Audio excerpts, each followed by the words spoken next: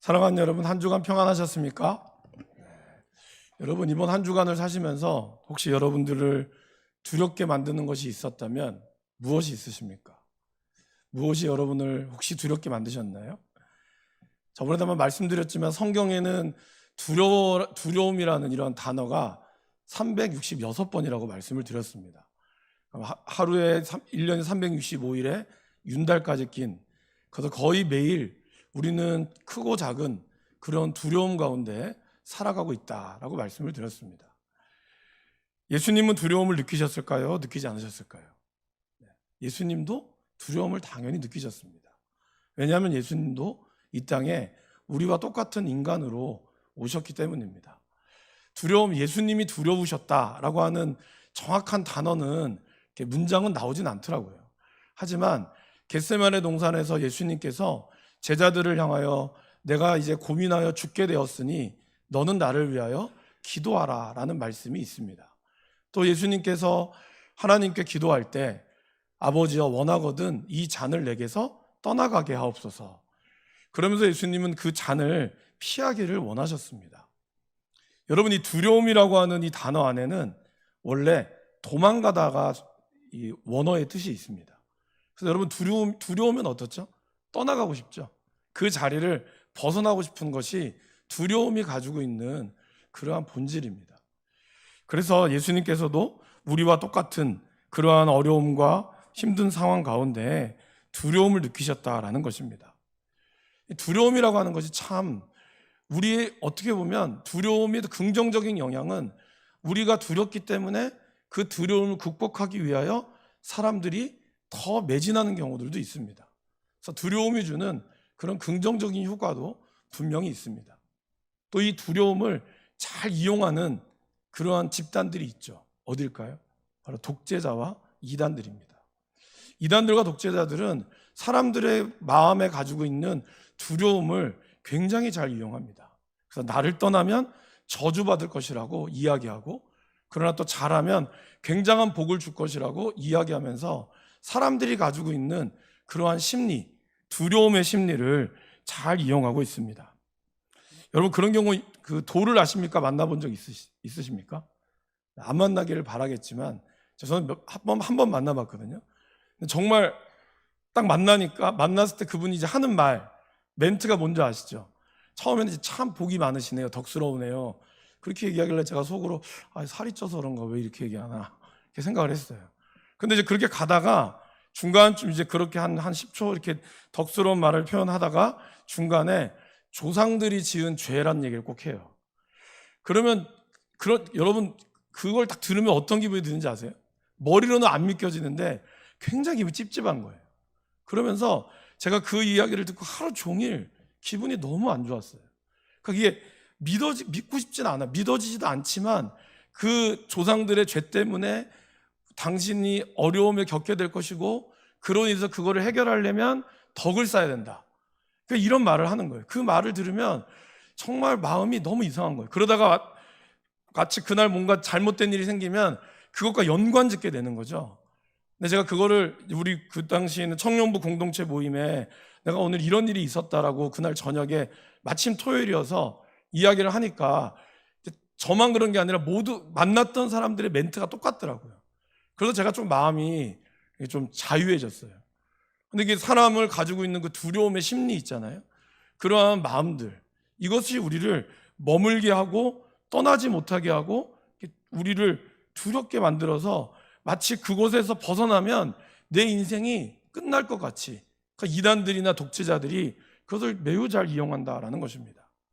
우리에게 두려움을 이길 수 있는 유일한 길은 바로 뭘까요?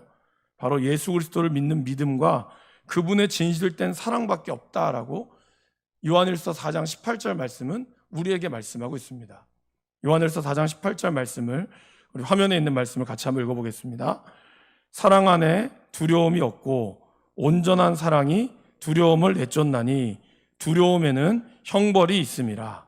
두려워하는 자는 사랑 안에서 온전히 이루지 못하였느니라. 예수님께서도 그 두려움이 있었기에 처음에는 이 잔을 내게서 떠나가게 해달라고 하셨지만, 그러나 예수님의 두려움보다 하나님이 우리를 향한 사랑, 그리고 그분이 이 땅을 향한 사랑이 더 크셨기에 그분께서는 나의 원대로 마옵시고 아버지의 뜻대로 하옵소서라고 기도하시며 십자가로 그리고 죽음의 길로 나아가셨다라는 것입니다. 오늘 우리가 읽은 이 10장 말씀은 예수님께서 하나님 나라를 세워가기 위해 12사도를 세우신 장면입니다.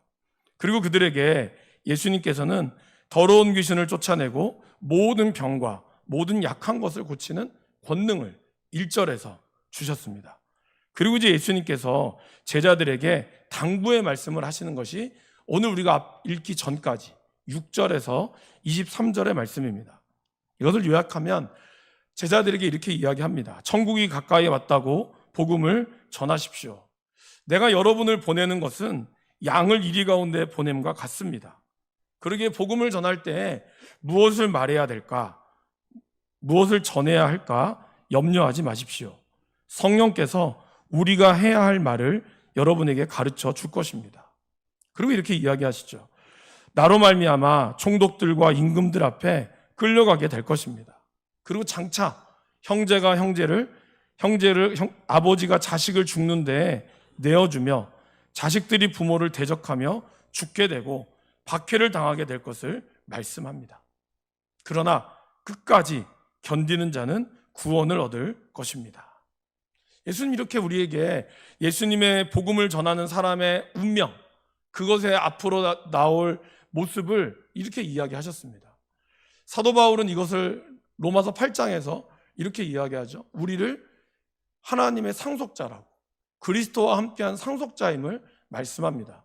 그리고 그와 함께 영광을 받기 위하여 고난도 함께 받아야 할 것임을 사도 바울은 우리에게 증거하고 있습니다.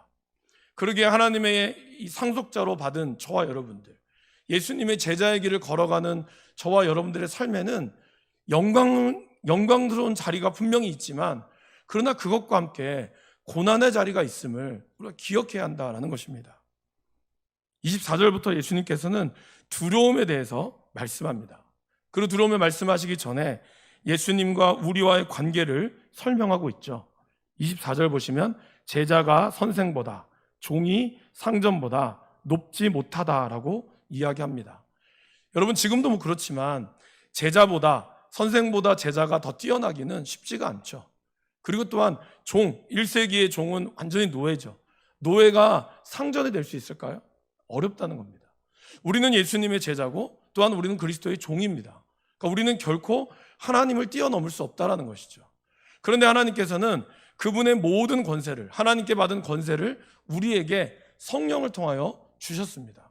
그래서 저와 여러분들이 예수님의 길을 걸어갈 수 있도록, 그 길을 걸어갈 수 있도록 하나님은 허락하셨다라는 것입니다. 근데 그러한 예수님의 길은 어떠한 길이었습니까? 바로 그것이 25절에 나오는 집주인을 바알세불이라고 하였거든 하물며 그 집 사람들이랴. 이 집주인은 예수님을 이야기하는 것이죠.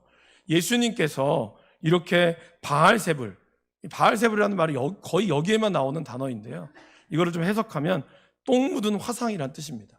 그러니까 예수님이 그렇게 사람들로 하여금 똥 묻은 화상처럼 병도 고쳐주고 사람들에게 복음도 전하였지만, 정작 사람들은 예수님을 아주 모 묻은 그러한 개처럼 여김을 받는다라는 것입니다. 그러면 하물며 그 집주인이 그런 대접을 받는데 우리와 같은 집 사람들, 그곳에 살고 있는 저와 여러분들은 오죽하겠느냐라는 말을 합니다. 참 이 말을 들으면 너무 힘들고 두렵겠죠.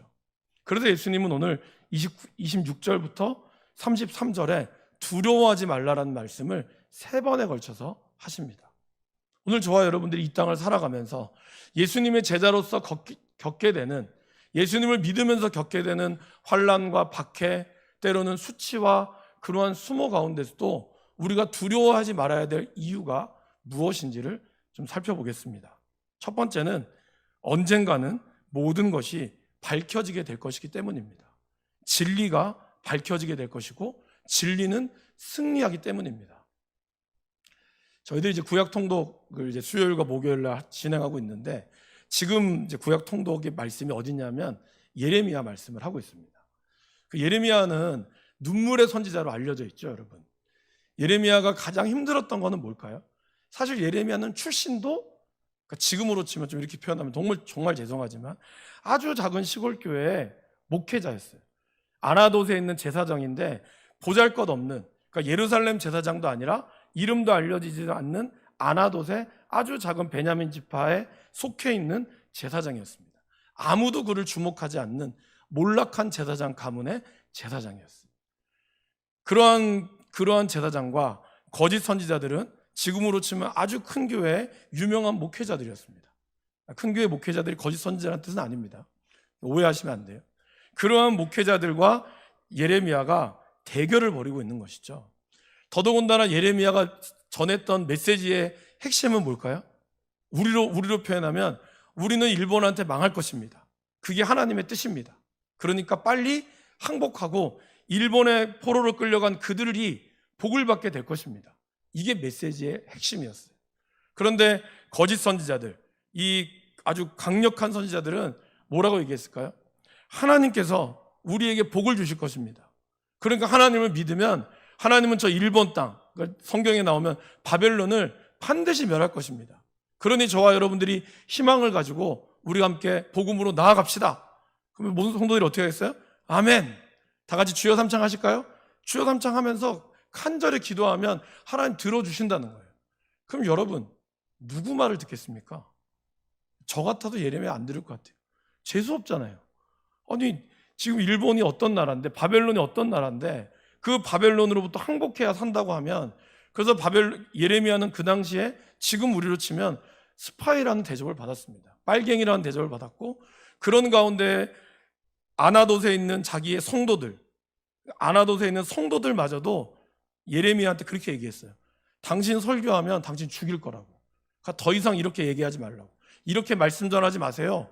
이렇게 협박을 받으며 예레미야가 살았다는 거예요. 그 중에 대표적으로 28장에 보면 하나냐라고 하는 선지자가 나옵니다. 이 하나냐라고 하는 선지자는 이런 이 멍에 있죠. 나무로 만든 멍에를 성도들 앞에 가지고 와서 멍에를 끊어버립니다. 이렇게 팍 끊어버리면서 하나님께서 오늘 나에게 말씀하셨습니다. 이 바벨론의 멍에가 이 나무가 끊어지는 것처럼 바벨론의 멍에도 끊어지게 될 것입니다. 하나님 그렇게 역사하실 겁니다.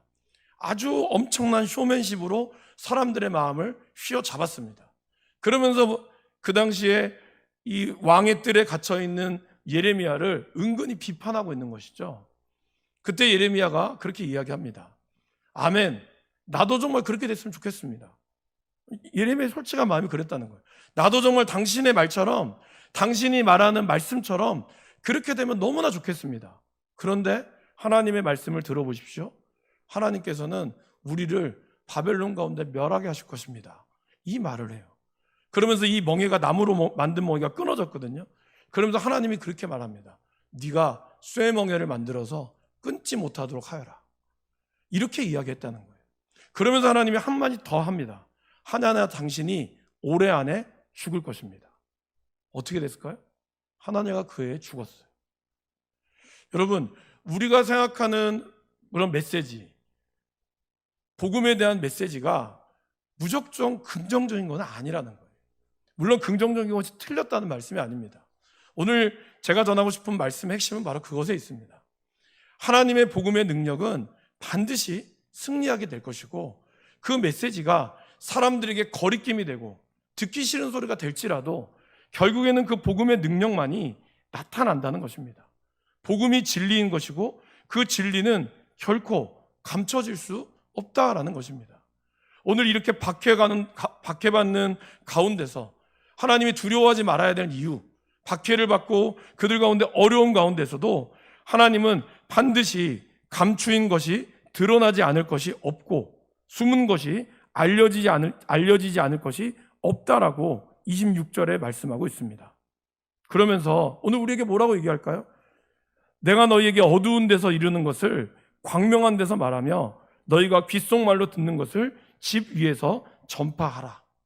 복음을 숨기지 말라는 거예요.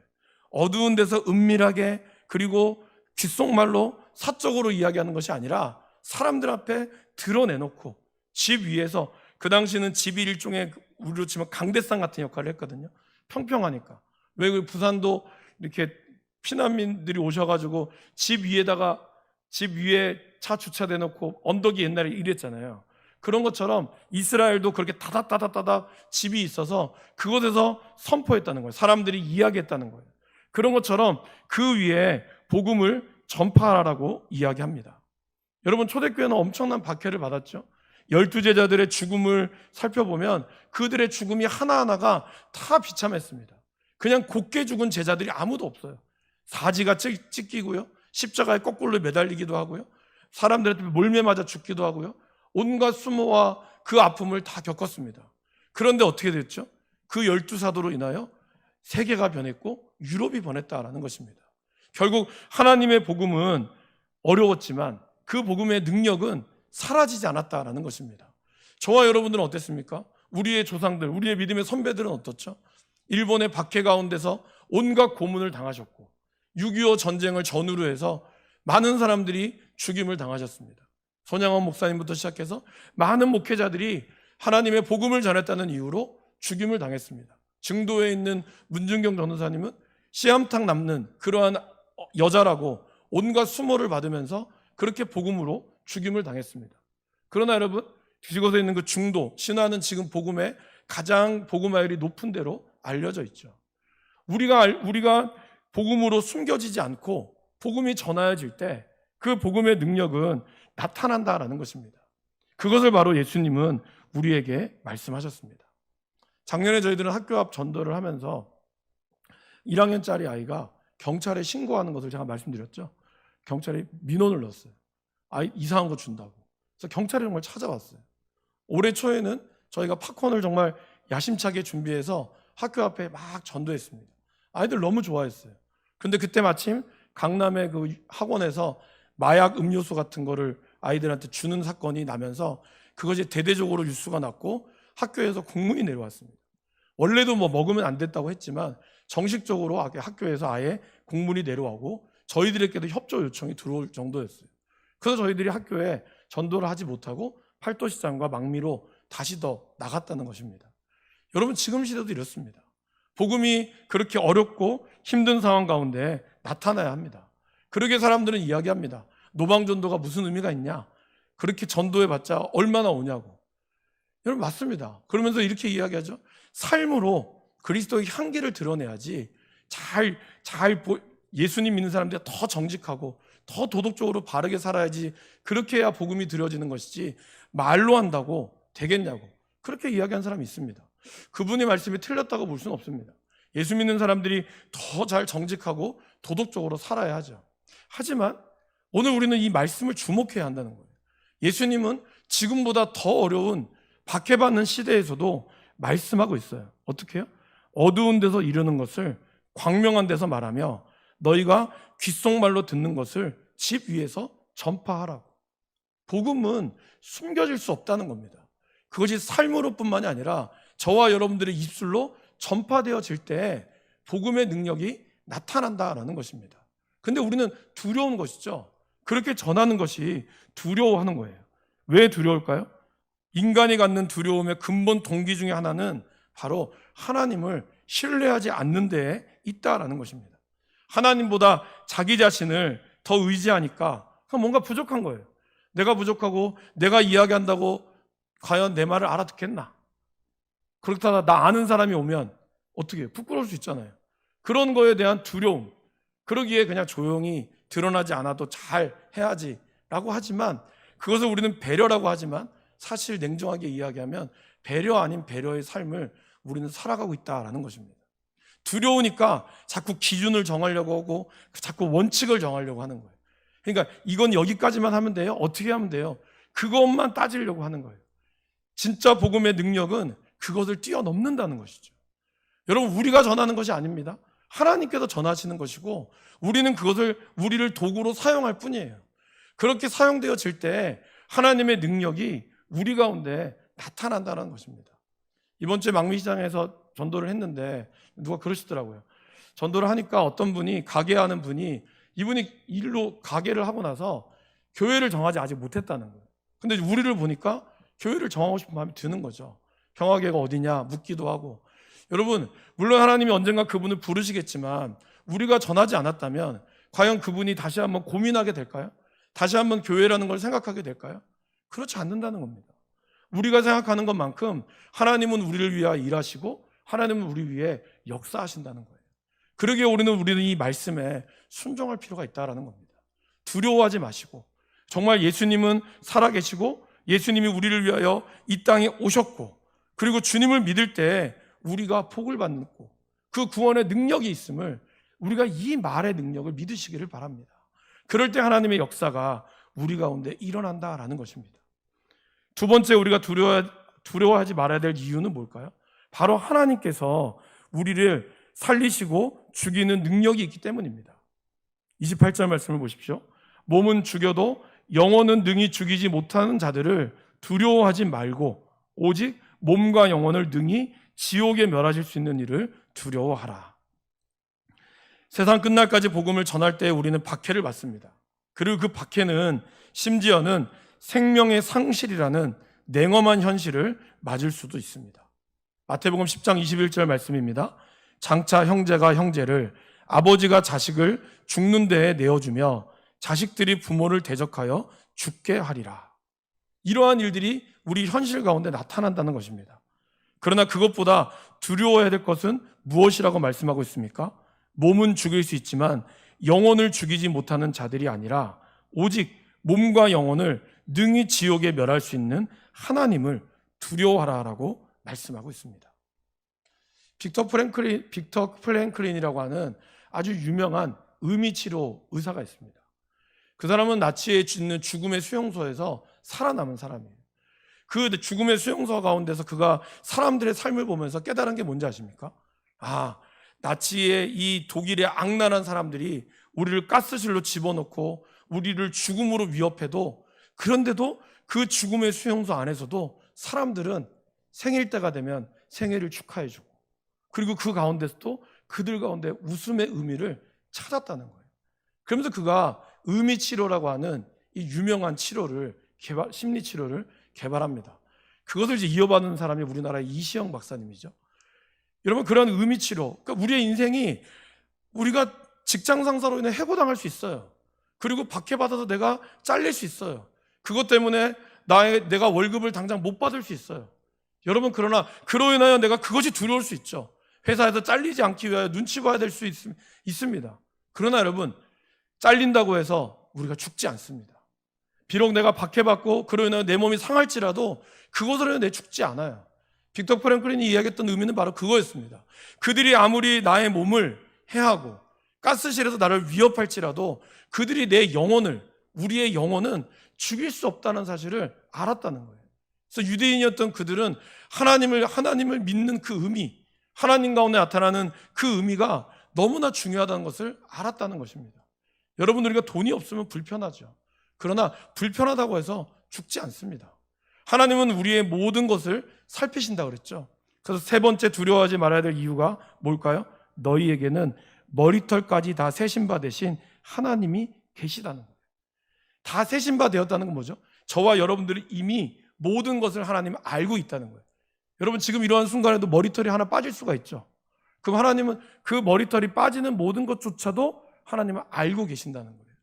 그 시편 139편 13절에 다윗은 이렇게 자기 자신, 하나님에 대한 고백하고 있습니다. 제가 메시지 성경 버전으로 한번 읽어보겠습니다. 주께서는 나를 속속들이 아시며 내 몸속의 뼈 마디마디까지 아십니다. 주께서는 정확히 아십니다. 내가 어떻게 지어졌는지, 아무것도 아닌 내가 어떻게 이처럼 근사한 형상으로 빚어졌는지를 책을 펼쳐보시듯 주께서는 내가 잉태되고 태어나기까지 내 자라는 모습을 지켜보셨습니다. 내 생의 모든 시기가 주님 앞에 펼쳐졌습니다. 태어나 하루를 살기도 전에 이미 내 삶의 모든 날이 예비되어 있었습니다. 모든 것을 아시는 하나님께서 여러분의 억울함과 여러분의 아픔과 고통과 절망을 모르실까요? 다 아십니다. 목적이 이끄는 삶이라는 책에 보면 이런 내용이 있습니다. 부적절한 부모는 있어도 부적절한 자식은 없습니다. 많은 아이들이 부모의 계획과 상관없이 태어날 수는 있지만 하나님의 목적 없이 태어날 수는 없습니다. 하나님은 인간의 죄와 실수까지도 모두 고려하여 계획을 세우십니다. 그러기에 하나님은 결코 우리를 떠나지 않으십니다. 그러나 하나님이 떠나지 않는다고 약속하셨지만 내가 항상 나의 임재를 느낄 것이다 라고는 말씀하지 않았어요. 그러게 어쩔 때는 우리가 예배하는 가운데 깊은 감동과 눈물이 우리에게 솟을 수도 있습니다. 그러나 어떤 날은 그냥 밋밋하게 그냥 오늘은 아무 일 없었던 것처럼 지나갈 수 있어요. 근데 여러분, 그것이 저와 여러분들의 예배에 은혜가 되었다 안 됐다라고 함부로 판단할 수는 없다는 겁니다. 물론 예배에 우리 마음이 중요하고 우리의 감정이 중요합니다. 하나님 예레미야는 우리에게 뭐라고 얘기했죠? 만물보다 심히 부패한 것이 인간의 마음이라고. 여러분의 눈물이 악어의 눈물이 될 수도 있어요. 우리는 눈물 흘리지만, 정말 지난주에도 얘기했죠. 영화 보면서 눈물 흘리지만, 그러나 그 감동 깊은 영화 이면에 나가서는 주차할 때 직원이 똑바로 못했다고 소리 지를 수 있어요. 그것이 저와 여러분들이 가지고 있는 이중성이라는 겁니다. 우리 인간의 감정은 그렇게 연약한 겁니다. 실컷 은혜 받고 와도 기도원 내려가서 주차 때문에 시비 붙을 수 있습니다. 저희 어머니가 그걸 경험하셨거든요. 감난산 기도회에서 펑펑 울고 나왔는데 앞에 분이 은혜 받고 나와서 우리 차 살짝 건드렸다고 싸우더라고요. 치료비 요구하고. 여러분, 이러한 모순된 인간의 연약한 감정이 아니라 하나님의 확실한 말씀, 아무런 응답이 없을 때라도 하나님의 선하심을 인정하며 우리가 감사함으로 나아가야 한다는 것입니다. 우리의 입을 열어 예수 그리스도의 살아계심을 선포해야 합니다. 32절 33절에 말씀하시죠. 내가 예수님을 사람 앞에서 시인하면 예수님께서도 하나님 앞에서 나를 시인하게 될 것입니다. 이 말은 우리의 믿음을 공적으로 선포하라는 뜻입니다. 내가 예수님을 믿는 사람이라는 것을 말로써 또는 삶으로써 선포하라는 것입니다. 비록 예수님을 믿는 것으로 우리가 고난이 올지라도 우리가 예수님 그리스도의 제자임을 증거할 때에 그분께서 나의 삶을 잘 아시고 축복하실 것입니다. 그러므로 사랑하는 여러분, 두려워하지 마십시오. 담대하게 내가 예수님을 믿는 것을 전하시고 내가 예수 믿는 사람이라고, 내가 예수님 안에 있다고 기꺼이 그분의 제자로 살아갈 수 있기를 바랍니다. 오늘 우리 주님께서 여러분을 책임지시고 이끌어 주실 것입니다. 함께 기도하겠습니다.